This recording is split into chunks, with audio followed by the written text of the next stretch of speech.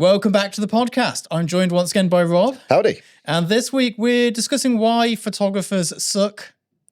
Why there's I've got some like dog hair floating through. Oh, got it.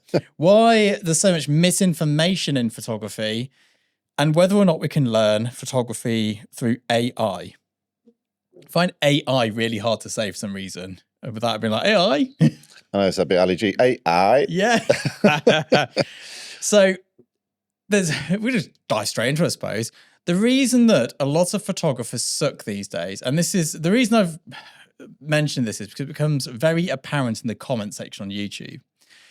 Short form content. Short form content is anything which isn't like a book or a full on hours and hours of information.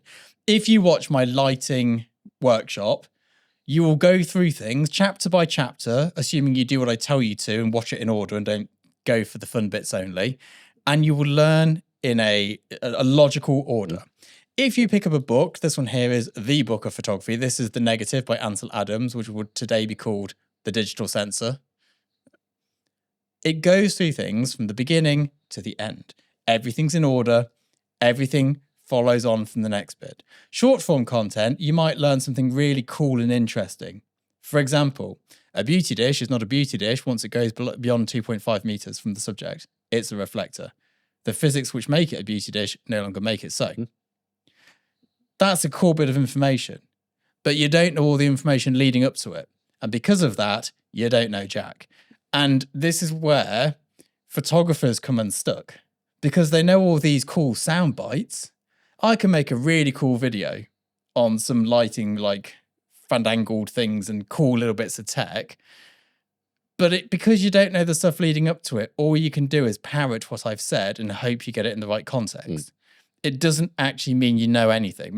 Now you know why that a beauty dish isn't a beauty dish after 2.5 meters for the majority of beauty dish designs. What are you going to do with that information? Because you don't know the rest of the story. You know a cool fact you can repeat down the pub, but that's about it. And that is how photographers are learning today. They're learning by little chunks of information. And then, I don't know, what's your take on this? What's your experience of this? But I think, again, obviously the rise in popularity of these things, and obviously TikTok's taking it to a whole different level of short form. Yeah. Is people just don't seem to have the attention span these days. I think that's the thing. Yes, I get a lot of, when I do like a more deep dive video, it's just loads of waffle, get to the point. I'm like, but you need to know. The waffle is the point. The waffle, yes. If you don't know all the bits leading up to it, knowing the point isn't of any use. Yeah. Like, context is king. Context is king, because what are you going to do? If someone goes, what's your camera settings? I give you my camera settings. It doesn't mean anything unless you understand why. Unless you understand why, like every time I go, I shot at f/16, at diffraction. It's like, I'm using a medium format lens. The image circles different sizes well on that lens. Yeah. And because of that, f/16 does not cause the diffraction that you're getting. And the maximum f-stop is 32, not 22. I think it's 64 on some of my lenses. Yeah, so it's right in the middle, which is generally the sweet spot. But someone's watched a short form video where they've gone, at f/16, you'll get diffraction. And yes, generally speaking, on a 35mm camera at f/16, you'll get diffraction. However, if you need it in focus, you need it in focus. Diffraction doesn't matter. And then someone's going, you can focus stack it. No, you can't. You can only focus stack it if it's not moving. And even if it isn't moving, focus stacking looks like focus stacking.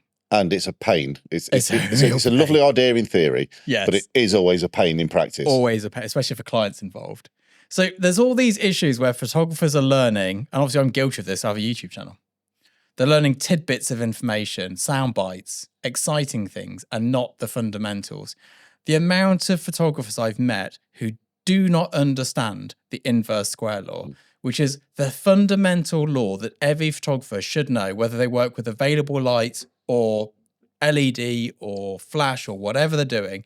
If you're capturing light and you do not fundamentally understand it and its applications in both the real world and the studio, then what's the point in learning about which modifier to use? And most modifiers, the people learn how to use them. The thing is, a camera brand will learn how to market a modifier. Like the beauty dish gets rid of the hotspot. Why do you need to do that? Because it does, and it's useful in you need it for beauty photography. I don't know a beauty photographer uses one. I mean, they're great. I mean, I love beauty dishes. I use them all the time, but until you really understand what a modifier is based on physics, not on how a brand is marketing it, it's pretty pointless. This Parrot I've got behind me, the 133, but collimated light, parabolic light. Do you know why it's really useful? It's not because of the look. It's because I can shoot a subject and background with one light. And because the way that parabolic light works, in that it doesn't follow the inverse square law in the same way, I can light the subject in the background with a particular look to it, which I wouldn't be able to do otherwise without a lot of lights. A lot of lights. And I still wouldn't get that parabolic collimated light look on the subject. But there's physics involved here, and you need to know those physics rather than going, well, if you want to shoot beauty, you need a parabolic and a beauty dish. It's like you might end up using those tools, you might not, but you do need to understand what they actually do. There's a whole load of things like that, and it's by not learning things in a logical start to finish order, it makes it very difficult to ever get better, because you've just got these huge knowledge gaps and then little sound bites that you're repeating. And because of that, you don't really understand what it is that you don't understand. No, and a lot of that is, dare I say, down to a lot of the content channels, which are basically sales channels. And how many times have you seen, here's how you do a 3-point light setup? And that's one of your triggers. One of my biggest icks is the word hubby to describe husband. Like, if anyone ever says the word hubby, well, they can pretty much guarantee I'll never speak to them again. But 3-point light setup, hair light, kicker light, terms like that are sales terms. They are not photography terms, they're sales terms. And I'm doing a 3, I might well use 3 lights, but not because I'm doing a 3-point lighting setup, because physics demand it. Now, generally speaking, I use 1 light. This podcast is shot with 1 key light. We've got some lights in the background. They're not doing anything apart from looking pretty. It's a 1 light setup. If I had a second light, I don't know why I'd add a second light. Maybe I want to light the background because it's a bit dark and make it bright and high key. Problem is, because of the physics of the room, it won't be 1 light. It'll be 4 lights on the background, because we don't have the distance to get the even spill of light using the inverse square law. So I know I need 4 lights to do that. That's a 5-light setup. But I don't go, let's do a 5-light setup. I work out the physics and then work out how many lights we need to use. Because by the time I decide how many lights I'm going to use as a starting point, it's game over. It's going to look rubbish. Yeah, and that's I think the big message in the lighting workshop you've done recently is how to build the look, not worry about how many lights or this point lighting setup. This is how you craft this look, and this is the methodology behind it. And I mean, it was quite fortunate that on the day we finished filming that lighting workshop, I was going to a shoot the next day. And the lighting workshop, all you need is 1 light, can be anything, flash or LED, a reflector and a bit of tracing paper. And you can produce, probably 95% of commercial lighting. And because we're going on a big commercial campaign the next day, I'd already packed my bags for it. And all we had in there were reflectors, grids, and scrims. Yeah. And that was for a very high paying job. We didn't need all these bizarre shaped modifiers that you can buy and all the rest of it. And sure, sometimes, we did a shoot recently where we used 4 parabolics. It's a rarity though. That's the first time I've done that in 20 years. I think it's fair to say that if you look through your body work, the vast majority has been shot with a single light. Single light, either no modifier or a reflector. Yeah. Because physics be physicking. Yeah. And then either a bounce or a flag. But yeah, I think I'm a firm believer this. The biggest reason why so many photographers do suck at photography is because they cling on to these little sound bites and facts and don't actually learn the fundamentals. And predominantly they're learning from sales channels as fact. Yes. And it's there to sell you more kit, because 3 lights cost more than 1. Well, exactly. Buying a 3-light set is a great sales pitch. Yeah. Yeah. And it's a good price point as well, because they know this. 3 lights comes at a price point that's affordable. It's why Broncolor does a 2-light kit and not a 3-light kit, because 3 Broncolor lights are not affordable. But most budget-friendly brands do a 3-light set. Do a 1, 2, and a 3. You don't go and buy a 16-light kit because no one would buy it. It's too expensive. Yeah. So there's that to it. And this now, and this is all linked to AI as well, actually, is where the misinformation starts to breed rapidly. You will see something in a comment section where someone goes, I mean, I did one recently on the parabolic from Broncolor, and people are like, you can just use this, it does the same thing. No, it doesn't. It looks about the same. No, it doesn't. It doesn't. Now, for a lot of modifiers, sure it does. You can pull out like 10 different softboxes and some will be a little bit better than others, but they're pretty much the same.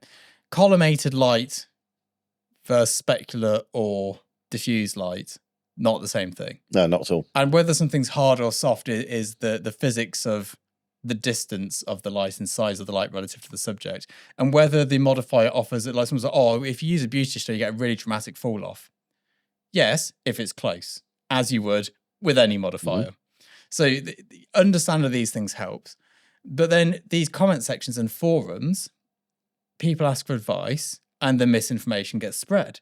And then someone hears a soundbite and repeats it. And some of this stuff's just become fact. There used to be a dome you put on top of your speed light, like a little thing. Stofen, yeah. Softens light. No, it doesn't. It keeps it the exact same size it already was. It diffuses light. It doesn't soften the light. You can't soften the light without making it bigger. Yeah. You could actually have a softer light source by having the speed light closer to the subject, but adding that to it does not soften the light. It diffuses it. Yeah. And there's a whole, I mean, this is just like a very vague example of it.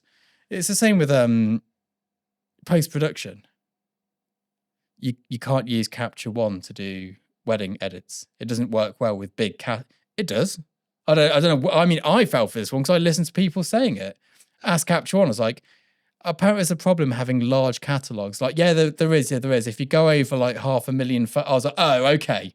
So yeah. If you've overshot a wedding to that level, then you need to have a question yourself, really. So I was like, oh, so I can actually just use it for everything in sack off Lightroom. They're like, yeah, absolutely. You've only got like 10,000 photos there. You'll be fine.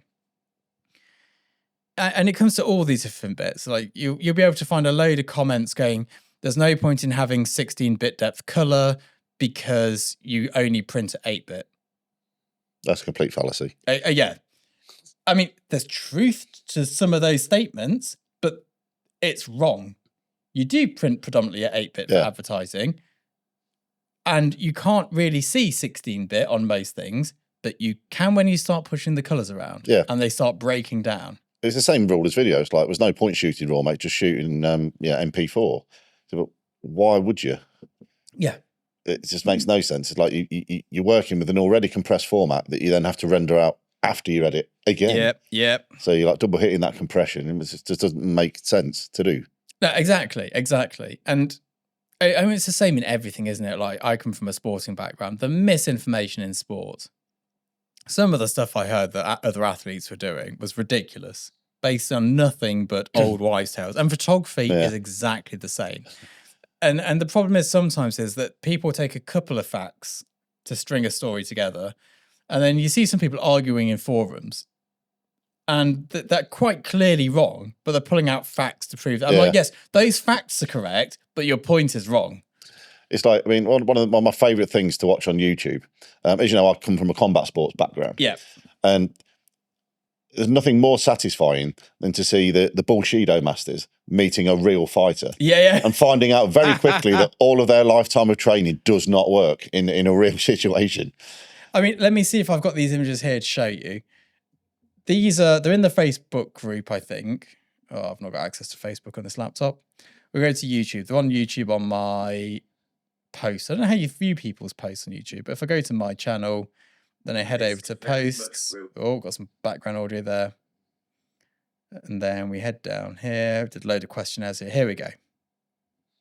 Here it is. So we did this whole thing with lenses and how equivalent focal length doesn't matter. And people are arguing till they're blue in the face. So these shots here, the bobbin and the thing are all in the exact same place. And what you'll notice is that computer keeps moving in the background. Yeah. We didn't move it. And again, this is a fact. Equivalent focal lengths are not equivalent. Yes, you can get the same depth of field by changing the apertures to, get an equivalent aperture with an equivalent. That's all true. The depth of field is the same. However, the out of focus area looks different because the compression is different. Yeah, I think people confuse it with field of view. Field of view, and it's not the same thing. No. But people are arguing till they're blue in the face in the comments going, you're wrong. Like, literally got an example here showing you exactly how you've done the test wrong. I was like, well, no. I mean, well, yes, we have done the test wrong actually again, because 35mm lens is not a 35mm lens. It could be anything. Just because Canon calls it 35, I've got a Canon 35 and a Sigma 35. They're not the same lens.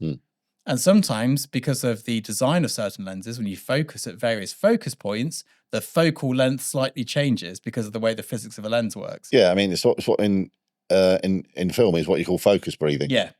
Now, it's a lot less noticeable on a still, but when you're like racking focus on video, it's a big deal. And all of a sudden, it's like, I mean, as much as we love the Sigma art lenses, the 18 to 35 practically has none. The 50 to 100 is a monster for focus breathing. It's awful. Yeah, almost unusable for that sort of work. So there's all these different things, and by not learning through formal education, and by formal I don't mean going to university, I mean from a book, from a workshop that covers, and don't go and do, your first workshop shouldn't be how to do off-camera beauty lighting. That's a really specific, you need to learn the fundamentals of lighting. You need to learn the fundamentals of composition and storytelling. You need to, all of these things, you need to learn all of it before you start doing the exciting stuff. There is a whole load of boring education you need to go and do in order to be able to learn the exciting stuff and for it to be useful. Yeah, you don't start playing Enter Sandman on a guitar. You have to start with your scales and your chords. But do you know what? Guitar's a great example. I could teach somebody to play a really cool guitar solo whilst knowing nothing about how music works. Yeah, it's just kind of put your fingers here and this is the thing that you're making. That. But they wouldn't understand anything else outside of it. Like, look, it's a cool guitar solo. Like, great. But you can't actually play the guitar. And it's the same kind of theory that once you have the tools, you can do anything you want. Yes.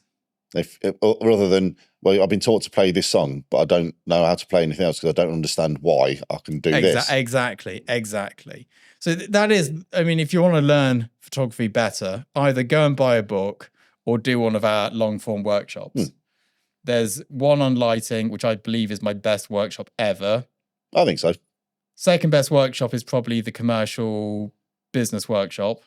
It's niche. It is, but niche. Again, that's the thing a lot of people, including myself, always struggle with. Yeah. The commercial side of things. And then we've got some other ones, which really, it depends what background you come from. There's one which is how to build a commercially viable portfolio. If you want to be a commercial photographer and you're a techie person, do that before you learn any more tech. If you're a creative person, go and learn the tech. Like, it depends which way around and do it. Go and buy the Anne Sladden books. The camera, the negative, the print, they are as relevant today as they were back then.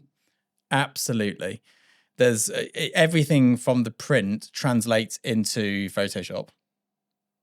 You still need to learn how to use Photoshop, but it translates into it. The principles are all the same. Exactly. Now, so all of this misinformation, this is all leading somewhere, by the way. All of this misinformation, when you Google something now, you get an AI overview as your first answer. You do, yeah. All of this misinformation in forums is now taken into account to give you the AI overview. As fact. We Googled a whole load of things recently. I've got a YouTube video coming out on it, and they were all incorrect. I also Googled how to write a macro for Excel. Nothing overly complicated. I went, here's the macro. I copied it in, it didn't work. I then took that macro, copied it into Google, and then put in quotation marks forums. It searched forums for it. I then found where it had come from. And what this actual thing had come from was, it was a question, someone going, I've written this macro, it doesn't work. This is what I want it to do. Yeah. And then the fix was below. But AI took the incorrect one as the fact. Yeah. So this is where the whole misinformation world is going to go absolutely wild. Because, I mean, Google must have some of the best AI options available. I'm sure they're not short of a few quid. One would have thought, you know. So, yes, it's interesting. And I think, I'm just moving some stuff over so I can get to my laptop. There we go, trying to disconnect the audio. That'd be bad, wouldn't it, at this stage? I think if we just head over to ChatGPT, what I want to do, and I'm using ChatGPT because I think it's not the best, but it's the most used. Yeah. what do I need to learn for off-camera flash? Let's ask it. What do I need to learn to do off-camera flash? Let's search. Because a bit of say, core flash basics must know. TTL versus manual flash power levels, flash duration, flash versus ambient light. Camera settings for flash, sync speed, usually 1/60th to 2/50th. That's not right, it's usually 1/25th. High speed sync, when and why to use it. Rear, yep, that's all good. How ISO impacts flash power and noise, correct. Flash triggers, optical versus radio, brand ecosystems, group and channel, light modifiers, umbrellas, shoot through versus reflective, softboxes, beauty dish grids, snoots and flags, bare flash, in brackets hard light, kind of yes, no, it's an incorrect thing. Light placement and directional, angle of light, distance from subject, inverse square law. So it's coming up with all the topics. There's already a few bits that are incorrect in there. So it's giving us, here we go, balancing flash with ambient light, killing ambient light, blending flash naturally with daylight, dramatic dark backgrounds, which is actually killing ambient light, but they don't understand that it's different. Golden hour flash fill, which is blending light naturally. Indoor mixed light, tungsten and flash. Colors and gels. Safety. They don't mention don't touch the capacitors in there though. Light stand stability with sandbags, but they're not talking about actually having the right leg of the light stand facing the direction it needs to. So it's close, but it doesn't, it gets a lot of stuff wrong. It misses a lot of information, but I think it's a good starting point. I think this here would let you know, but then let's ask it, what should I learn first? Here we go, a short, no nonsense answer. Shutter speed to control ambient light. That's what we should learn first. Secondly, manual flash power. Skip TTL for now. I think skip TTL for life is good. Yeah. A good one. How distance affects brightness, how aperture changes flash exposure. It's given us some practice drills. That's quite good. One light, one modifier. Soft versus hard light, umbrella or softbox behavior. How distance changes softness, very good. Close is soft, far is hard. Yep, very good. But we're missing the key fundamentals, such as you need to know the inverse square law first. Because otherwise, you like, this is great. It's telling you, look, let's try and work out how you could just know that straight away. And the other thing it can't tell you is what looks good. Well, it's always back to the human factor of, dare I say it, taste. Yes. Now, I think, would I be able to learn flash from this? I think what would happen, I'm trying to think back to when I was learning how to use flash. If I'd have learnt like this, I'd have got up and running pretty quick. I think it took me about half a day to learn how the flash worked, how to sync it, what happened. Yeah. Realize how much power was in it. That really threw me at first. It looked like no lights at all. I was just getting a pure white frame. And I didn't understand how the flash was more powerful than the modeling light. Yeah. The modeling light's bright, and then the flash is like. It doesn't talk about a lot of things I'd want to know first. I think what would happen is you'd learn certain bits and then you get stuck, and you wouldn't know why you were stuck, and you wouldn't understand how to create certain looks. Yeah. Again, it's been told to do the thing without learning the fundamentals. You know, back to the older, the old parable: if you give a man a fish, he eats for a day. If you teach him how to fish, he can feed himself forever. Yes, it's that same thing. So now I'm asking how to become a commercial photographer. So common niches in understand what commercial photography really means. Advertising and branding, product photography, corporate portraits, that's not commercial photography. Food and hospitality, that's not commercial photography. Lifestyle, yep. Architecture and interiors, that's very rarely commercial. E-commerce, that is absolutely not commercial photography. Clients care about brand consistency, yep. Usage rights, yep. Reliability, not at the high end, they're quite willing to take a bit of a risk there. Problem solving, not artistic self-expression, only at the low end. Master technical consistency, non-negotiable.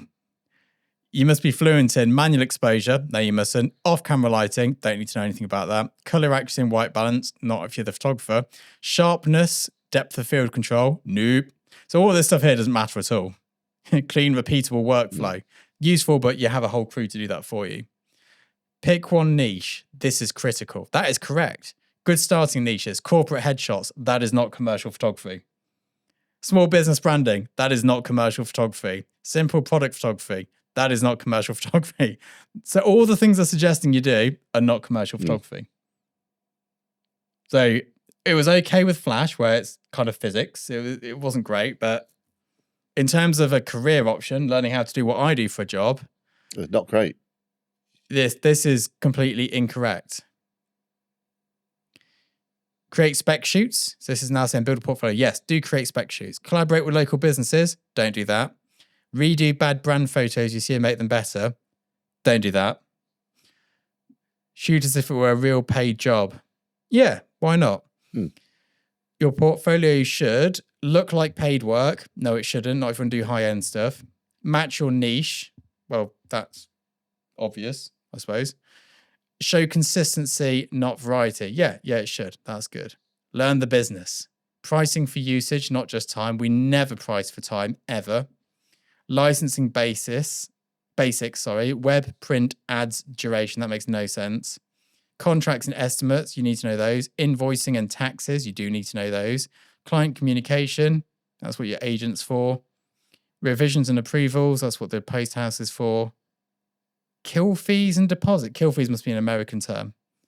I assume it means job cancellation. Well, I would assume so. So get your first paying client. This is good. And this follows on from what we talked about last week. Yeah. Best ways to start. Email local agencies and businesses. I wouldn't probably start there.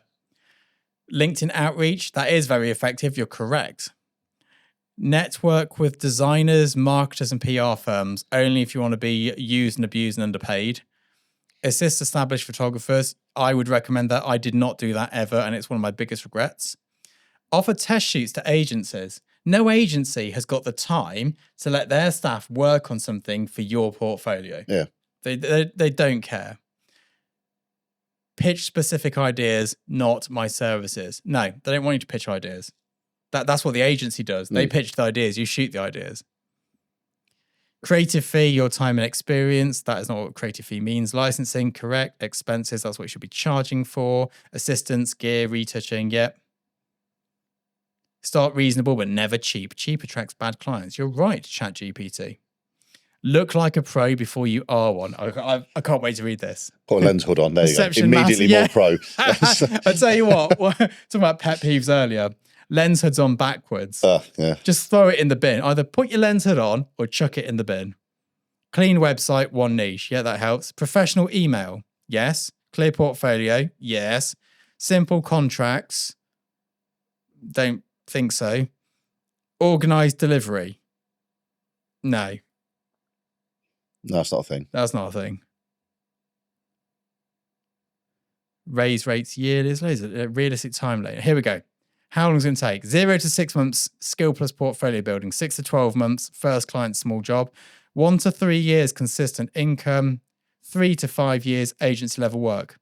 Yeah, maybe. A million miles off. It's not a million miles off. It took me a bit longer, but I'm a slow learner. So, I mean, if you followed that plan from AI to do the job I do here, you'd never get there. Ever. Yeah. And that's based off the sum of all the parts of the information out there on the internet. And what we know about the information out there on the internet is it's wrong. I say some of it is correct to a point. Yeah, some of it's correct in a certain context, rarely the context it's being used in, but the amount of misinformation. I mean, we did a video last week about people saying there's no money to be made in professional. Since I started professional photography, every year, someone's been telling me why it's over. And everyone's like, oh, yeah, but this time it really is. Even when the 5D Mark II came out, wedding photography's done. People can video the whole wedding on a 5D Mark II now and just take a screenshot. Never happened. Never happened. Everyone was terrified about Happened it. again on the 4K revolution. That was that. Where it was all over again because you're just going to grab stills. No. Nope. Not unless you want everything at 1/50th of a second. Yeah. Which you just don't. Yeah. I've been told for my entire career since 2009 that photography is dead. It's kind of like courses telling you that the world is going to end on Friday. Yeah. Friday comes, it doesn't end. Oh, I didn't mean this Friday. Yeah, maybe next one. We misread the calendar. It's another year from now. I mean, I don't see it. I don't see it. There's always, I mean, people are still drawing pictures, for God's sake. Do you really think a pen and paper is the most efficient way to do something or cheapest? No. People don't care. Like there's cheaper and more efficient ways to do loads of things that I do in my life that I refuse to use because I don't want cheap and efficient. I want nice, enjoyable, good. Yeah, it's like to one man it's a pallet of bricks, to someone else it's art. Exactly. It's a pallet of bricks, mate, from Juicens. It just is. Yeah. But what was the artist trying to say? He said, I reckon I can get someone to pay £1 million for a pallet of bricks. That's what the artists were trying to say. They wouldn't be too far off, would they? So I think it's an interesting topic because with AI being the way it is, and I mean, I think it's quite dangerous at the moment because of how bad it is. And go and Google some basic terms in photography, and you will find at least one thing fundamentally wrong with it. Careers advice, you'd assume it'd be able to tell me how to, or what a commercial photographer is. The first niche it lists is not commercial photography. It can't even get that right. Yeah. Here's some niches in commercial photography. Corporate headshots. That isn't commercial photography at all in any way whatsoever. And none of the niches they listed really were niches. No, it's not commercial photography. It's just paid photography. It's a different thing. Exactly. So, and again, it comes back to the misinformation online. And this has started way back in the forum years. When I started photography, like 2008, I think it was, you go onto forums and you'd read it and go, yeah, that must be, in my naivety, I read something and went, yeah, that's right. Because it sounded right. And there were facts within it. You look back and go, yep, that was wrong. And the person giving the information was somewhat credible. So why would you question them? Wouldn't even know if they're credible. But yeah, sometimes I'll post a video and I'll get a couple of comments on it saying, oh, that's wrong, it's this. And when you get a couple of comments like, oh my God, have I got it wrong? Then you go and get a book out and you go, nope, no, I'm correct. Where have they got that information from? You go and search the term, watch 10 videos, all with the wrong information. So I don't know. I don't know how AI is going to pan out in that sort of sense.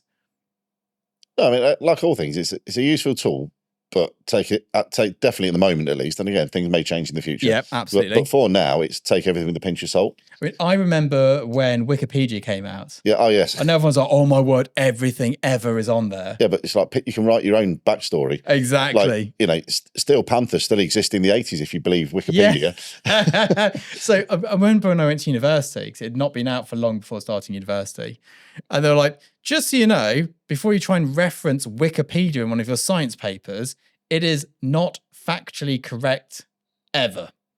There's bits in there, they reference stuff, and you can use it to go and find where they referenced it from, but it's edited by multiple people for multiple agendas, and it is not correct. Just because it's on Wikipedia doesn't mean it's true." Yeah. And I was like, yeah, I know. I looked at a few, but yeah, but that's right. And then you go, oh, however, the way they've linked it to that is wrong, and that matters. And this is wrong, and that's wrong. And they've taken this information from this paper, which is correct. That paper says that, but that paper has been disproved by 10 other journals since then. Yeah. And you know, it's never, and this is kind of like that, but worse. It's an automated version. It's an automated version of Wikipedia facts. So I think it'll be interesting. I enjoyed talking to my kids about AI. I was speaking to the youngest one about it today. He was like, oh, I love AI videos. They're really funny. I like the really silly ones they make where it was like, I won't repeat what he said actually because it's probably not overly PC. But it'd be like certain people racing together and stuff like that. Yeah. I was like, oh, cool. And then do you know, you know that AI, that obviously AI, because it's so ridiculous. He went, but I didn't like the Coca-Cola advert. They took away everything from it because they made it too happy that it felt fake. I don't like it when they try and make it seem like a real thing. It has to be clearly AI, not pretending to be reality, because you can always tell because something feels off. Yeah. And I was like, yeah, that's a good analysis of it. Yeah, and what have we learned from movies? Do not put AI in charge of your defense system. Yeah. But it's talking about kids at school using AI to do their homework. And I was like, how do they get caught? They're like, teachers always know. was like, is it because it's too good? He went, no, normally because it's completely wrong. Yeah. They'll do a book review and they've not read the book. And also the language, the tone it's is the different. tone of the language, which I think will be improved upon. But say the book was called The Wolf. There might be 5 books called The Wolf, and it doesn't know which one they're writing the report on. So halfway through the report, it changes to a different book. Yeah. Which again could be finessed and all the rest of it. But by the time you've done all that, just do the work. Just read it. And it's not helping you. You're not getting any smarter by not doing it. No. What's it? You're only cheating yourself. Yeah. Well, yeah. It's they use it for their maths homework as well. So now when they do maths homework, it's on a page by page online basis. So you can't use AI. And if you're too quick at answering, they know you've used AI and it sends you back to the beginning again. It's interesting. It's clever. It's interesting. I'm fascinated by AI. I'm interested to see where it goes. We started using it a few years ago here for work. I mean, I use ChatGPT to write all of my YouTube video descriptions because they only matter for ranking. I don't know anyone who reads my descriptions. Why would you read a YouTube video description when you can watch the video? Yeah, you just look at the title and click on it. That's it. You don't read the description because you have to click on the video first to get to the description. Exactly. And you're there then. So you might as well watch it. I chat GPT that. Sometimes if I'm writing a particularly tricky email to somebody over a sensitive subject, I will put it into AI and go, keep the tone but make it more friendly. Yeah. Because I'm not very good at writing. But my girlfriend's like, I can see you've used AI for that. And she'd always do a better job because she's actually got a degree in English and writes books for a living. So, yeah, there we go, I suppose. Anything to add? No, I mean, in terms of useful things for sort of AI, I mean, I've used it to write sort of technical documents for various things, to put it in very academia vernacular, which I'm not particularly good at because I use Welsh Street in it. Yeah. So stuff like that is actually really good at. Like saying, no, do you want the tone of voice to be corporate for this, something you would present to the government and so on? And it does phrase that quite well. Yeah, I must say, I was always very good at writing scientific papers when I was at university doing my degree and masters, because everything has to be as short as possible and to the point as possible. Yeah. But writing a lovely email, I struggle with that. Like, which is weird because I waffle when I talk, but when I'm writing, sometimes I forget to put hello at the start of the email because I'm like, this is what I need, this is what I need it, and that's what we're going to do, and that's it, send. I mean, it's a long time ago when I went to school, and as you know, I did no form of further education. Yeah. But even then, it was like, right, you need 20,000 words. I'm like, I don't know that many words. Yeah. That's my entire lexicon on one page, and I'm done, mate. Yeah, I mean, our kids' vocabularies are insanely good compared to what mine was at their ages. I don't know if it's like a generational thing or not, but they're maybe. Yeah, very, very big vocabularies and incredibly high emotional, what's it called, EQ. Their understanding of why people behave the way they do. Like someone threw a chair at a teacher at school, be like, "Oh, Jack threw a chair at the teacher." They'd be like, "Oh, there's an incident at school today where Jack threw a chair at the teacher. I think what happened is," and they don't understand the full psychological breakdown of what led up to it, like in year 5 in primary school. We're just like, yeah, Jack threw a chair at someone. It's funny as. But there we go. Right, we'll leave you there. See you all soon. Ciao for now.